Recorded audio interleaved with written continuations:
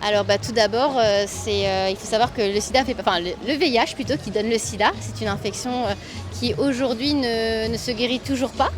Et il est important de se dépister pour pouvoir finalement savoir si on est porteur ou pas, pour pouvoir avoir accès à un traitement qui nous permet aujourd'hui quand même de vivre bien. Comme ce sont des infections qui passent inaperçues, c'est vrai que les gens ont tendance à faire abusément confiance, vont avoir des rapports sexuels non protégés en se disant je suis clean, t'es clean, ok, donc on peut se permettre d'avoir des rapports non protégés, mais finalement peut-être qu'ils s'ignorent avoir le VIH vu qu'ils ne se sont jamais fait dépister.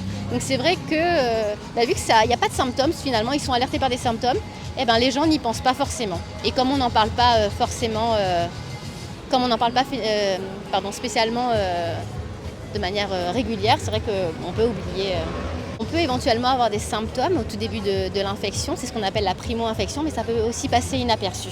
Ça peut être un état de grippe traînante, en gros pour faire simple, mais c'est vrai que non, la plupart du temps j'ai envie de dire on n'a pas de symptômes. Ou alors c'est vrai que lorsqu'on arrive au stade terminal de la maladie, c'est-à-dire le stade sida, où finalement on a notre système immunitaire qui est tellement bas qu'on va attraper plein d'infections qu'on dit opportunistes, et là on risque de mourir de cette infection-là. Et ça effectivement, la plupart du temps on a des symptômes qui nous alertent. Et il y a une très très grande évolution. Sachez qu'aujourd'hui le VIH, certes on ne le guérit pas, mais les gens peuvent recevoir un traitement, effectivement pour l'instant qu'ils prennent à vie, mais c'est un traitement qui se compose d'un comprimé par jour qui est très bien toléré et qui permet en fait de rendre comme le virus muet. Il est toujours en nous, mais finalement il ne fait plus de dégâts, ni pour nous-mêmes, c'est-à-dire que notre taux d'immunité va remonter, on va être comme quelqu'un qui a un système immunitaire correct, et on va aussi empêcher la transmission. C'est-à-dire que moi, par exemple, si je suis porteuse du VIH, si je prends un traitement, je peux avoir des rapports sexuels non protégés avec une personne, ne pas lui transmettre. Je ne peux pas lui transmettre. Ça, c'est un message hyper important.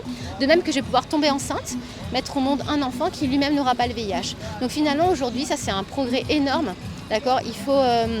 C'est pour ça qu'il faut lever un petit peu tous ces tabous-là et arrêter d'avoir peur finalement des gens qui ont le VIH et mettre fin à cette sérophobie. Voilà.